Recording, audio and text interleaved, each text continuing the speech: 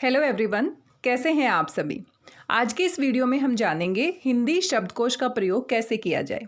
वैसे तो हम सभी को हिंदी शब्दकोश का प्रयोग करना आता है, लेकिन कुछ ऐसी जानकारी है जिनको जानना या ध्यान में रखना बहुत ज़रूरी है। आजकल कंपटीशन के एग्जाम में भी हिंदी शब्दकोश से बहुत सारे प्रश्न पूछे जाते हैं। आपको कुछ ऐसे शब्द दे दिए जाते हैं जिसको आपने शब्दकोश के हिसाब से क्रमबद्ध करना होता है। हम सभी जानते हैं शब्दकोश की क्या उपयोगिता होती है। शब्दकोश की सहायता से हम कठिन शब्दों के अर्थ जान सकते हैं, साथ में ही हम ये भी जान सकते हैं कि उस शब्द की शुद्ध वर्तनी क्या है, उसमें किस प्रकार की मात्राओं का प्रयोग किया गया है। शब्द व्याकरण की दृष्टि से कौन से प्रकार का शब्द है, उसका परिचय क्या है, और साथ में शब्द का वाक्य में प्रयोग करके भी दिखाया जाता है ताकि हम उसके अर्थ को स्पष्ट समझ सकें। आइए स्टेप बाय स्टेप जानते हैं। शब्दकोश, जैसा कि नाम से ही पता चल रहा है, शब्द जमा कोश, शब्दों के भंडार को ही हम शब्दकोश कहते हैं, जिसमें क्रमबद्ध रूप से सभी शब्दों के विषय में व्याकरण की दृष्टि से जानकारी दी गई है। शब्दकोश का प्रयोग करना और शब्दकोश का सही तरीके से प्रयोग करना, दोनों बातों में बहुत अंतर है। शब्दकोश का प्रयोग कोई भी व्यक्ति कर सकता है, किसी भी शब्द को हम टाइम लगाकर उसमें ढूंढ सकते हैं, लेकिन अगर हमें जानकारी अच्छे से होती है तो हम उसको सही तरीके से प्रयोग कर सकते हैं। शब्दकोश को देखने के लिए वर्णमाला की जानकारी होना बहुत ज़रूरी है। हिंदी वर्णमाला में हम सभी जानते हैं 11 स्वर होते हैं, 2 आयोगवा होते हैं जिनका बहुत बड़ा रोल है, अंग और अह, 33 व्यंजन होते हैं और साथ में ड और ढ, अक्षर त्र ग श्र, ये सभी हमारे संयुक्त व्यंजन होते हैं। शब्दकोश में शब्दों के अर्थ और भाषा में उनके प्रयोग की जानकारी दी जाती है कि किस तरीके से हम किसी शब्द का प्रयोग वाक्य में कर सकते हैं और उस शब्द की व्याकरण की दृष्टि से क्या पहचान है। शब्दकोश भी अनेक प्रकार के होते हैं, जैसे हिंदी से हिंदी, यानी इसमें हमें हिंदी के शब्दों की हिंदी में ही जानकारी मिलती है। हिंदी से अंग्रेजी, यानी हिंदी के शब्दों का अंग्रेजी में अनुवाद भी दिखाया जाता है। अंग्रेजी हिंदी, इस तरह से अनेक प्रकार के शब्दकोश हमें मार्केट में मिल जाते हैं। आइए जानते हैं शब्दकोश में वर्णमाला के वर्णों का किस प्रकार से क्रम होता है। स्वर को हम इस प्रकार से ढूंढ सकते हैं। सबसे पहले चंद्र बिंदु वाले शब्द आते हैं, फिर अंग अह, उसके बाद अ से स्टार्ट होने वाले शब्द आते हैं। तो अगर हम देखते हैं, सिंपल तरीके से देखते हैं, तो हमें लगता है अ से हमारी वर्णमाला शुरू होती है, तो अ से शुरू होने वाले शब्द पहले आने चाहिए, लेकिन ऐसा नहीं है। ये सबसे महत्वपूर्ण जानकारी है। सबसे पहले चंद्र बिंदु वाले हमारे वर्ण आते हैं, उसके बाद अंग वाले वर्ण आते हैं और उसके बाद हमारे अ से शुरू होने वाले शब्द आते हैं। ठीक इसी प्रकार से आ से शुरू होने वाले शब्दों से पहले चंद्र बिंदु वाले आएंगे, अंग वाले आएंगे और उसके बाद आप ओ देख रहे हो। जैसे डॉक्टर को हम लिखते हैं तो डॉक्टर में चांद बिंदु का बिंदु हटाने के बाद जो हमारी ओ की मात्रा होती है, जिसको हमने हिंदी में एक्सेप्ट कर लिया है, वे शब्द पहले आते हैं, उसके बाद आ से शुरू होने वाले शब्द आते हैं। ठीक इसी प्रकार से हमारा ई की मात्रा में क्रम है, ओ में हमारा सही क्रम वही रहेगा और बीच में हमारा ऋषि से शुरू होने वाले शब्द आएंगे और हमारे स्वर जो हैं वो औ की मात्रा पर ख़त्म हो जाते हैं। यानी कि हर एक स्वर में सबसे पहले चांद बिंदु वाले शब्द आएंगे उसी स्वर से संबंधित, उसके बाद अंग बिंदु वाले आएंगे, उसके बाद हमारे अह वाले आएंगे और उसके बाद जो हमारा मेन स्वर है उससे शुरू होने वाले शब्द आएंगे। जैसे ही हमारे स्वर से शुरू होने वाले शब्द खत्म होते हैं, वैसे ही हमारे व्यंजन शुरू हो जाते हैं।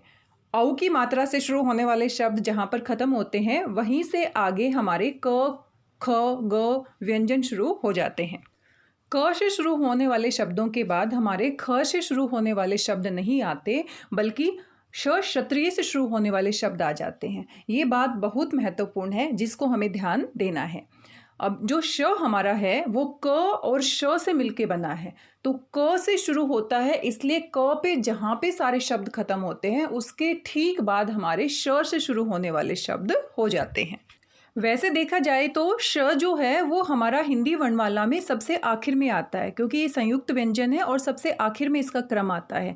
लेकिन हिंदी डिक्शनरी में जब हम प्रयोग करते हैं तो इसके शब्द हमारे जैसे ही क वर्ण से शुरू होने वाले शब्द खत्म होते हैं, ठीक उसके बाद इनको रखा जाता है। उदाहरण के लिए मान लीजिए आपकी परीक्षा में आपसे पूछा जाता है कमल, क्षत्रिय और खेल, इन शब्दों को हिंदी शब्दकोश के हिसाब से क्रम में लगाइए। तो वैसे तो साधारण तरीके से अगर हम देखेंगे तो हमें लगेगा क के बाद ख आएगा और उसके बाद हमारा क्षत्रिय आएगा, लेकिन ऐसा नहीं है, क्योंकि अभी अभी हमने देखा जो क्षत्रिय का श है वो क और श से मिलके बना है। तो जैसे ही हमारे क वाले शब्द खत्म होते हैं वैसे ही हमारे क्षत्रिय शब्द आता है। उसके बाद हमारा क्रम वही रहेगा जो वर्णमाला का क्रम है, यानी कि क के बाद ख, ग, घ, च, छ। लेकिन ग ज्ञानी के लिए हमें वही नियम प्रयोग करना पड़ेगा जो हमने क्षत्रिय के लिए किया था, क्योंकि ज्ञानी जो है वो हमारा ज और य से मिलके बना है। तो जैसे ही ज वाले शब्द खत्म होते हैं ठीक उसके बाद हमारे ज्ञ वाले शब्द शुरू हो जाते हैं। यहाँ पर क और श के बाद ख नहीं लिखा गया, मिसप्रिंट है। उदाहरण के लिए परीक्षा में अगर पूछा जाता है जल, ज्ञान और क्षत्रिय, इन शब्दों को सही क्रम में लगाएं।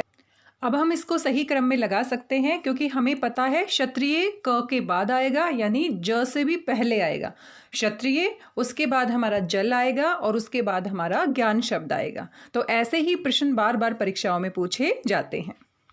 आगे हम देखते हैं अड़ और ढ।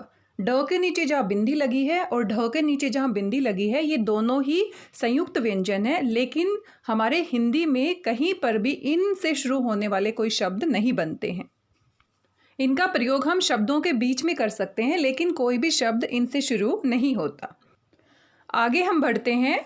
हिंदी वर्णमाला का क्रम वही रहेगा जो हमारा व्याकरण में क्रम है, लेकिन जहाँ पर संयुक्त अक्षर आते हैं वहाँ पर हमें ध्यान देना है। त्रय हमारा फिर से संयुक्त व्यंजन है, इसको भी हम दो वर्णों की सहायता से बनाते हैं, त और र। पिछले नियमों की तरह ये शब्द भी त के शब्द जहाँ पर खत्म होते हैं वहीं से शुरू होंगे। उदाहरण के लिए त्रिशूल, तरबूज और ज्ञानी।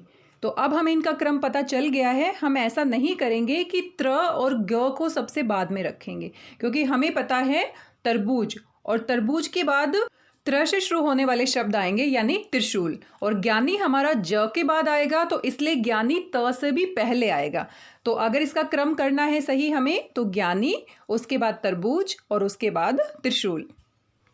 ठीक इसी प्रकार से श्रेय का क्रम आएगा। श्रेय भी हमारा संयुक्त व्यंजन है जो कि श और र से मिलकर बनता है। जहाँ पर श से शुरू होने वाले शब्दों का क्रम खत्म होगा वहीं से श्र के लिए शब्दों का क्रम शुरू होगा। उदाहरण के लिए शलगम, श्रम, जगत। तो यहाँ पर जगत सबसे पहले आएगा, उसके बाद शलगम आएगा और उसके बाद श के बाद श्रेय वाले क्रम वाले शब्द आएंगे यानी श्रम आएगा। आइए 12 खड़ी में एक पूरी पंक्ति का क्रम जानते हैं, किस प्रकार से शब्दकोश में हम इनके शब्दों को ढूंढेंगे। मान लीजिए हम क को लेते हैं, तो क में सबसे पहले चंद्र बिंदु वाले शब्द आएंगे, फिर अंग वाले शब्द आएंगे, फिर क से शुरू होने वाले शब्द आएंगे, फिर का की मात्रा वाले, फिर छोटी ई की मात्रा वाले, फिर बड़ी की मात्रा वाले, छोटा हु, बड़ा हु, रि ऋषि की मात्रा, ए, आई, ओ, औ की मात्रा। तो इस तरह से मात्राओं का क्रम भी हमारा देखा जाएगा। मान लीजिए हमारे पास 3 शब्द हैं, दुम्बा, दुआ और दुख।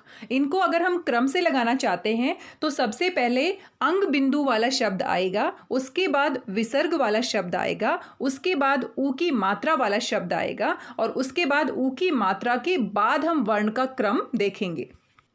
इस प्रकार से सही क्रम होगा दुम्बा, दुख, दुआ, दुकान।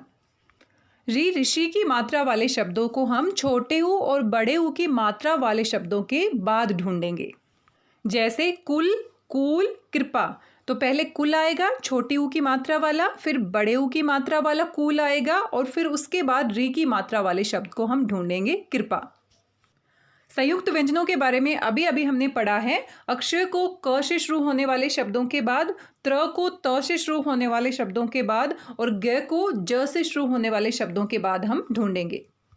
साथ ही आधे व्यंजनों वाले शब्दों को हम पूरे व्यंजन वाले शब्द के बाद ढूंढेंगे, जैसे ज से खत्म होने वाले शब्द और ग ज्ञानी से खत्म होने वाले शब्दों के बाद हम आधे ज से शुरू होने वाले शब्दों को ढूंढ सकते हैं, जैसे ज्यादा, ज्येष्ठ, ज्योति, जो। इस तरह के शब्दों को हम ज और ज्ञ के बाद जो भी शब्द शुरू होंगे वहां पर उस क्रम में हम इनको रखेंगे। अड़ और ढ वाले शब्द ड और ढ वाले शब्दों के बाद ढूंढेंगे, लेकिन अड़ और ढ से कोई भी शब्द शुरू नहीं होता। इन दोनों का प्रयोग शब्दों के बीच में करते हैं, तो जहाँ पर भी इनका प्रयोग किया गया है उनको हम ड और ढ के शब्दों के बाद में ढूंढ सकते हैं। शब्दकोश में हम मुहावरे और लोकोक्तियों को भी देख सकते हैं। मुहावरा या लोकोक्ति जिस शब्द से शुरू होता है उसी को उसी क्रम में हमें ढूंढना चाहिए। उदाहरण के लिए फूले नहीं समाना, मुहावरा अगर शब्दकोश में हम ढूंढना चाहते हैं तो फू से शुरू होने की वजह से फू वाले शब्दों के अंतर्गत हम इसको रखेंगे। शब्दकोश में हम सिर्फ शब्द का अर्थ ही नहीं जानते बल्कि उनके विलोम शब्द, समानार्थी शब्द, मुहावरे, लोकोक्तियाँ, वह शब्द पुरुषवाचक है, सर्वनाम है, संज्ञा है, स्त्रीलिंग है, पुल्लिंग है, ये सारी जानकारी भी हमें शब्दकोश से मिलती है। बस हमें शब्दकोश का सही तरीके से प्रयोग करना आना चाहिए। परीक्षा में आप इस प्रकार के प्रश्न देख सकते हैं। आपको बहुत सारे शब्द दे दिए जाएंगे और आपसे पूछा जाएगा कि इनका क्रम सही कीजिए। शब्दकोश के हिसाब से कौन सा शब्द पहले आएगा और कौन सा शब्द बाद में आएगा। नियम जानने के बाद इन प्रश्नों का अभ्यास आप खुद से कर सकते हैं। वीडियो काफ़ी लंबा हो गया है। मिलते हैं नेक्स्ट वीडियो में एक नए टॉपिक के साथ। वीडियो के रिगार्डिंग कोई फीडबैक है आप ज़रूर दीजिएगा। तब तक अपना ख्याल रखिए, स्वस्थ रहिए, हंसते रहिए, मुस्कुराते रहिए और पढ़ते रहिए। Thank you very much. Thank you.